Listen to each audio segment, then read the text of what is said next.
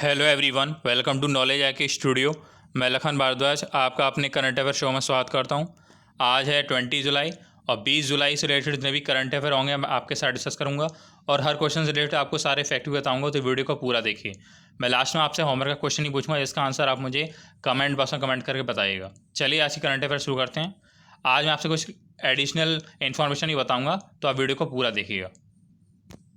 आज का first question है, इन Gujarat where has CM Vijay Rupani inaugurated the newly set up 1000 bedded hospital। Gujarat में CM Vijay Rupani ने 1000 बेड वाले अस्पताल का उद्घाटन कहाँ किया? तो गुजरात के CM विजय रूपानी हैं और उन्होंने किस जगह 1000 बेड वाले अस्पताल का उद्घाटन किया? इसका करेक्ट आंसर है ऑप्शन बी, सूरत में। सूरत में CM विजय रूपानी ने 1000 बेड वाले कोविड अस्पताल का उद्घाटन किया। जैसा हमें इमेज में आप देख पा रहे हैं, यह कोविड हॉस्पिटल है, इसमें 1000 बेड की सुविधा है।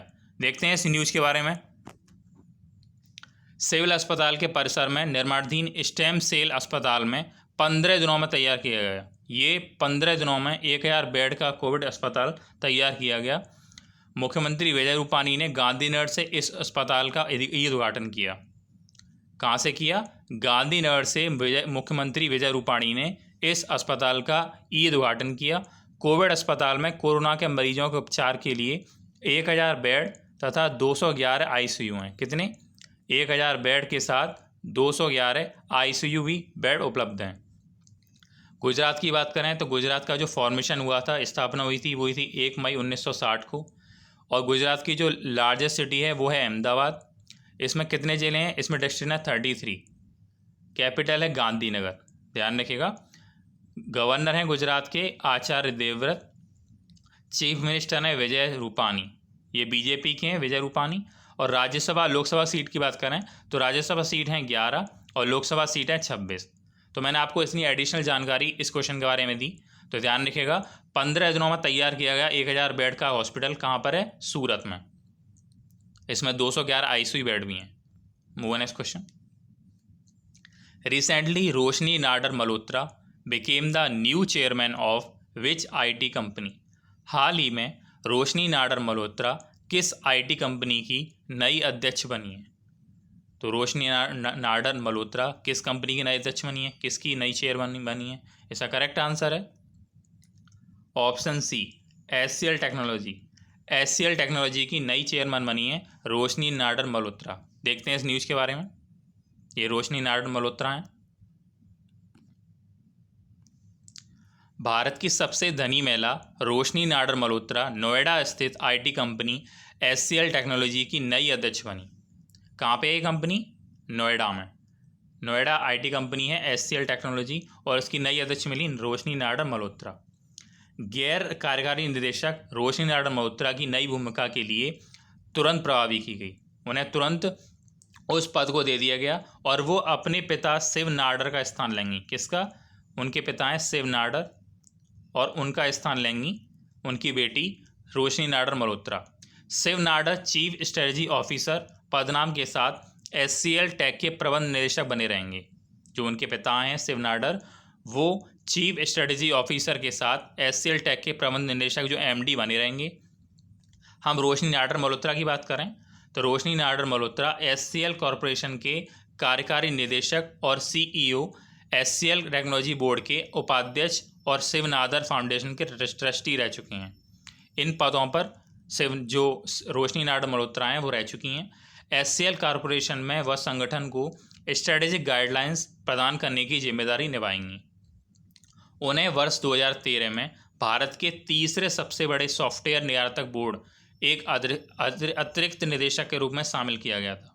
2013 में उनको भारत के सबसे बड़े सॉफ्टवेयर निर्यातक बोर्ड में एक अतिरिक्त निदेशक के रूप में शामिल किया गया था। तो इतनी एडिशनल जानकारी इस क्वेश्चन से आपको मिली। Move next question. IITs will do away with admission criterion of minimum how much percentage marks in class 12th this year। IITs ने इस वर्ष कक्षा 12 में न्यूनतम कितने प्रतिशत अंकों का प्रवेश मानदंड हटा दिया है? इसका करेक्ट आंसर है ऑप्शन सी, 75%। 75% का जो न्यूनतम मार्क्स का जो वो था प्रवेश मानदंड जो वो हटा दिया है। किसने? IITs ने। देखते हैं इस न्यूज़ के बारे में। हमारे मानव संसाधन विकास मंत्री, हमारे HRD मिनिस्टर रमेश पोखरियाल निशंक, कौन है हमारे HRD मिनिस्टर? रमेश पोखरियाल निशंक। उन्होंने इसकी घोषणा की कि विभिन्न बोर्ड द्वारा 12वीं कक्षा की आंशिक रूप से रद्द करने के मद्देनजर इस वर्ष IIT ने प्रवेश मानदंडों में छूट देने का निर्णय लिया कि IIT में अब जो प्रवेश में जो परसेंटेज देखी जाती थी वो अब नहीं देखी जाएगी। JEE एडवांस पास करने वाले IIT में प्रवेश के पात्र होंगे। भले ही उनके 12th में 12वीं में कितने भी अंक आए हों, उससे मतलब नहीं होगा। वो JEE एडवांस पास करें तो उनको एडमिशन मिल जाएगा IIT में। निशंक ने ट्वीट किया, जो हमारे रमेश पोखरियाल निशंक हैं मानव संसाधन मंत्री, उन्होंने ट्वीट किया कि ऐसे उम्मीदवार पात्र होंगे जो 12वीं के में पास हैं और उनको दाखिला मिल जाएगा। अभी तक क्या होता था? अभी तक होता था IIT में JEE एडवांस पास करने के साथ 12वीं में न्यूनतम 75% अंक प्राप्त करने होते थे, तब एडमिशन मिलता था। फिर बोर्ड के टॉप में 20% प्राप्त होना अनिवार्य था, लेकिन अब ऐसा नहीं है। अब इस साल 12वीं में केवल पास होना चाहिए और उनको एडमिशन IIT में मिल जाएगा। Move on next question. Which state has announced monthly pensions for the kin of the ASHA and anganwadi workers dying during COVID-19 duty? किस राज्य ने कोविड-19 ड्यूटी के दौरान मरने वाले आशा और आंगनवाड़ी कार्यकर्ताओं के परिजनों के लिए मासिक पेंशन की घोषणा की? तो किस राज्य ने घोषणा की इसकी? इसका करेक्ट आंसर है ऑप्शन बी, उड़ीसा ने। उड़ीसा ने कोविड-19 ड्यूटी के दौरान मरने वाले आशा और आंगनवाड़ी कार्यकर्ताओं के परिजनों के लिए मासिक पेंशन की घोषणा की। देखते हैं इस न्यूज़ के बारे में। उड़ीसा सरकार ड्यूटी के दौरान कोरोना से आंगनवाड़ी और आशा कर्मचारियों की मौत होने पर उनके परिजनों को 60 वर्ष की आयु तक प्रतिमाह 7500 रुपये दिए देंगी। कितने? 7500 रुपये हर महीने मिलेंगे 60 वर्ष की आयु तक उनके परिजनों को। इससे पहले उड़ीसा सरकार ने आंगनवाड़ी और आशा कर्मचारियों के लिए 50 लाख रुपए का स्वास्थ्य बीमा की घोषणा की थी। कितने की? 50 लाख रुपए के स्वास्थ्य बीमा की। ड्यूटी पर रहते हुए कोविड-19 के जान गंवाने वाले आंगनवाड़ी और आशा कार्यकर्ताओं के परिजनों को पीड़ितों के मासिक पारिश्रमिक के अनुरूप पेंशन की सेवानिवृत्ति आयु तक मिलेगी। क्या मिलेगी? उनको पेंशन मिलेगी।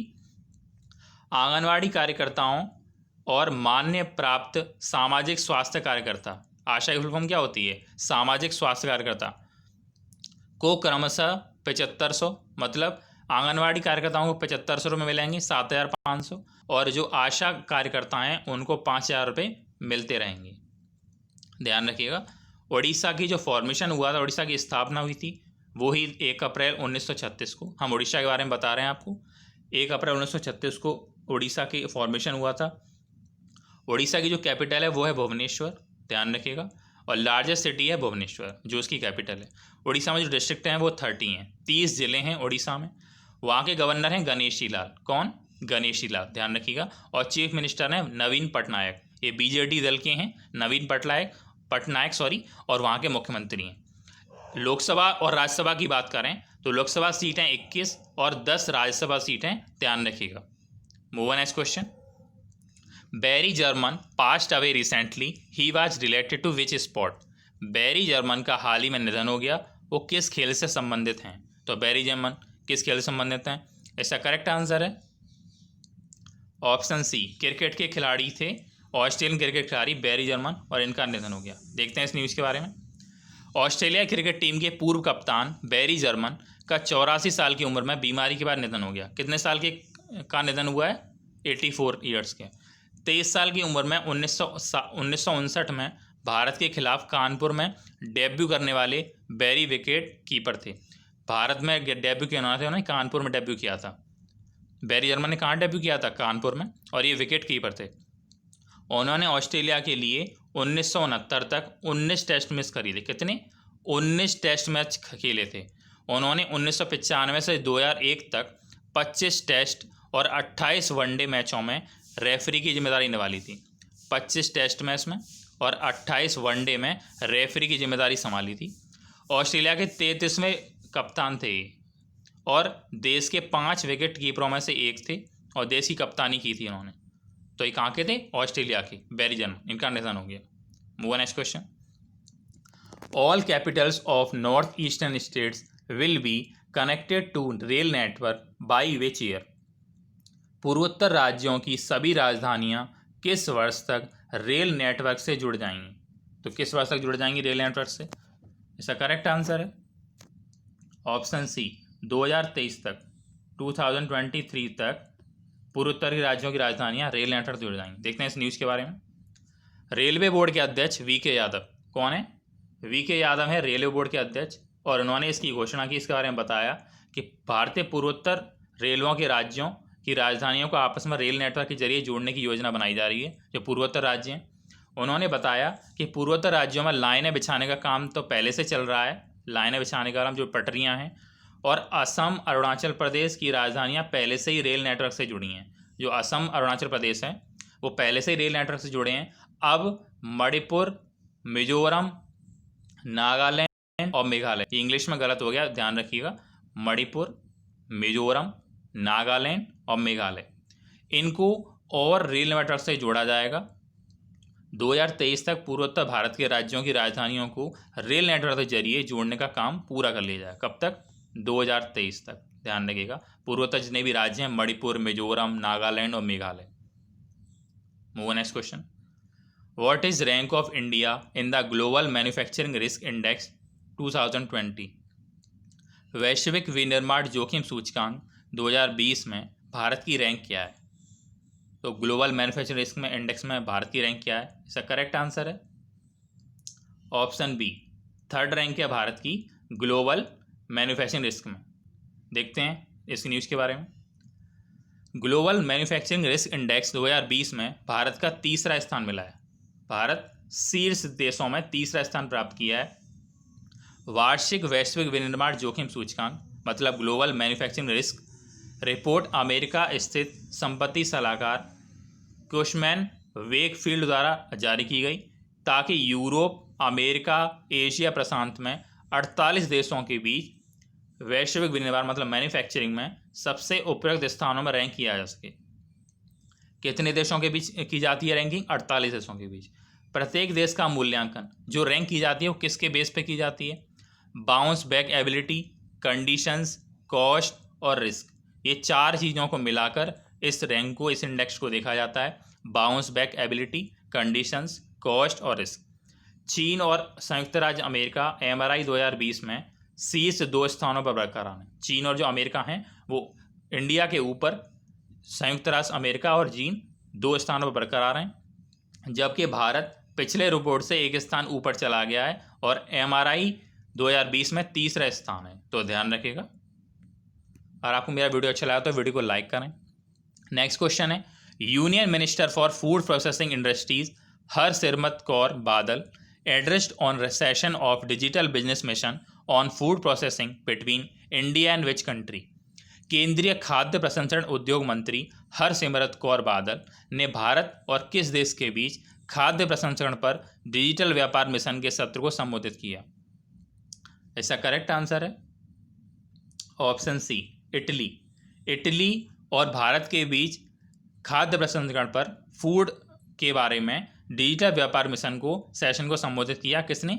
हमारे केंद्रीय खाद्य प्रसंस्करण मंत्री हरसिमरत कौर बादल ने। देखते हैं इस न्यूज़ के बारे में।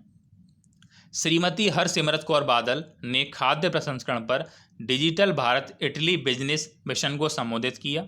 खाद्य प्रसंस्करण क्षेत्र में उभरते रुझान और विकास के अवसरों में चर्चा की।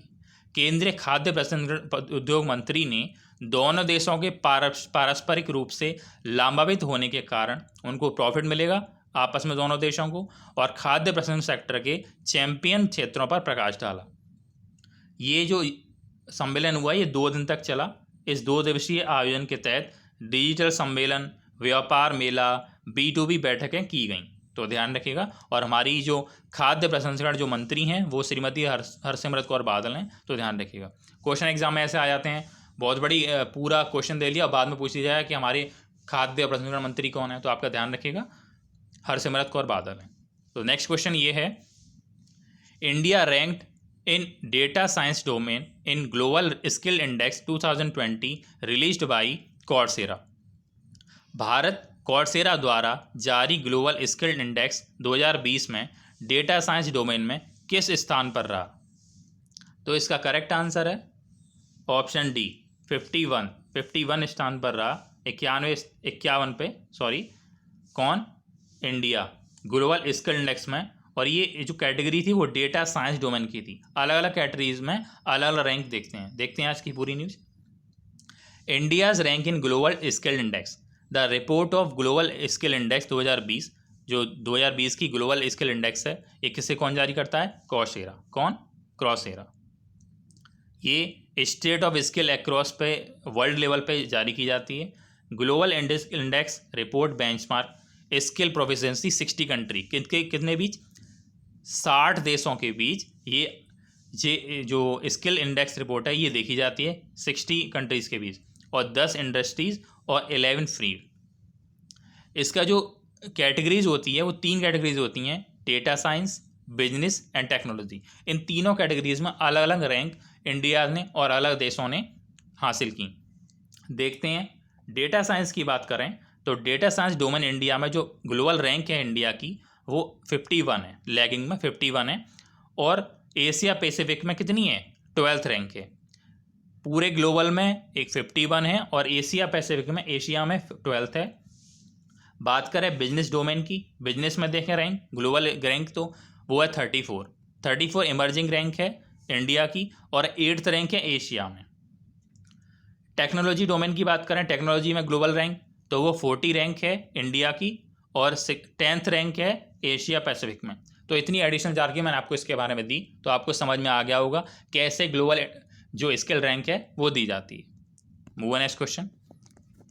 Which country team up with India for joint investment project in Asia and Africa? किस देश ने एशिया और अफ्रीका में संयुक्त निवेश परियोजनाओं के लिए भारत के साथ मिलकर काम किया, या भारत के साथ मिलकर काम करेगा? कौन सा देश है? इसका करेक्ट आंसर है ऑप्शन ए रशिया। रूस और भारत मिलकर एशिया अफ्रीका संयुक्त में निवेश करेंगे परियोजनाओं। देखते हैं इस न्यूज़ के बारे में। India and Russia explore the active joint project Asian Africa. Asia Africa में जितने भी जॉइंट प्रोजेक्ट दिए जाएंगे उनमें इंडिया रशिया साथ मिलकर काम करेंगे। ये किसने बताया? ये TCA चेयर TCA राघवन। ये पोस्ट पेंडेमिक ग्लोबल ऑर्डर है, और ये किसने बताया? Director general of ICWA organise by Russian international affair council, RIAC के बारे में बताया गया। और Indian council of world affair द्वारा रिपोर्ट ये बताई गई। किसके द्वारा? ICWA, Indian council of world affair. तो दोनों, इंडिया और रशिया दोनों एक साथ मिलकर काम करेंगे किसमें? एशिया और अफ्रीका की जो जॉइंट परियोजनाएं, जो वेबिनार हैं उनमें। तो ध्यान रखिएगा। मैंने आपको एक होमवर्क का क्वेश्चन कल दिया था, उसका आंसर ये है। Neela Satyanarayan who died recently is the first women state election commissioner of which state? Neela Satyanarayan जिनका हाल ही में निधन हो गया, वो किस राज्य की पहली महिला चुनाव आयुक्त थी? इसका करेक्ट आंसर है ऑप्शन डी, जैसा इमेज में आप देख पा रहे हैं। इसके बारे में बहुतों ने ज़्यादा से ज़्यादा इसके बारे में लिखा। मैं आपसे बोलता हूँ कि जो मैं हमारा क्वेश्चन दिया करूँ उसके बारे में ज़्यादा से ज़्यादा लिखा करिए। आज का जो हमारा क्वेश्चन है वो ये है। अच्छा, इसके बारे में आपको बता दूं, नीला सत्यनारायण जी उनका निधन हो गया, तो उनके बारे में आपको जानकारी बता दूं, एडिशनल जो इन्फॉर्मेशन है। महाराष्ट्र में पहली महिला चुनाव आयुक्त रह चुकी रिटायर्ड नीला सत्यनारायण जिनका निधन हो गया, किसकी वजह से? कोरोना वायरस की वजह से इनका निधन हो गया। इनका जो डेथ हो गई वो कोरोना वायरस की वजह से हुई इनकी, नीला सत्यनारायण। 72 ईयर्स की थी, 72 साल की, और मुंबई में सेवल हिल्स हॉस्पिटल में इनका निधन हुआ। 1972 बैच की IAS अधिकारी थी, 1972 बैच की, और साहित्य में काफ़ी रुचि रखती थी। उन्होंने 13 किताबें लिख चुकी थी। कितनी? 13 बुक लिख चुकी थी। महाराष्ट्र की अलग अलग विभाग में सेवा दी 37 साल तक, और रिटायरमेंट के बाद उन्हें राज्य का चुनाव आयुक्त नियुक्त किया गया था।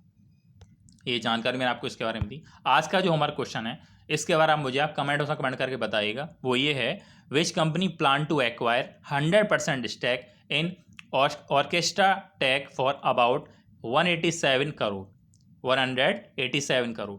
किस कंपनी ने ऑर्केस्ट्रा टेक में लगभग 187 करोड़ रुपए में 100% हिस्सेदारी हासिल करने की योजना बनाई। ये टेक्सास बेस्ड कंपनी है ऑर्केस्ट्रा। तो किस कंपनी में ये 100%, कौन सी कंपनी इसको 100% हिस्सेदारी की योजना बनाई है? तो इसका आंसर आप मुझे कमेंट्स में कमेंट करके बताइएगा इसके बारे में कि ऑर्केस्ट्रा टेक को 187 करोड़ में कौन सी कंपनी खरीद रही है, 100% हिस्सेदारी कौन सी कंपनी ले रही है, इसके बारे में मुझे कमेंट्स में बताइएगा। और आपको अगर वीडियो अच्छा लगा हो तो वीडियो को लाइक करें और फ्रेंड्स के साथ शेयर करें। और आपने हमारे चैनल को अब तक सब्सक्राइब ना किया है तो हमारे नॉलेज IQ स्टूडियो को अब सब्सक्राइब करें और बेल आइकन को प्रेस करें, जिससे हमारे आने वाली वीडियोस का नोटिफिकेशन आपको मिल सके। आप मुझे फेसबुक और टेलीग्राम पर फॉलो कर सकते हैं। फेसबुक टेलीग्राम का लिंक इस वीडियो के डिस्क्रिप्शन में दे रखा है, तो वहाँ जाके आप ज्वाइन कर सकें। आज मैंने आपको एडिशनल इन्फॉर्मेशन दी। अगर आपको वीडियो अच्छा लगा तो वीडियो को ज़्यादा से ज़्यादा शेयर करें और लाइक करें। Thanks for watching.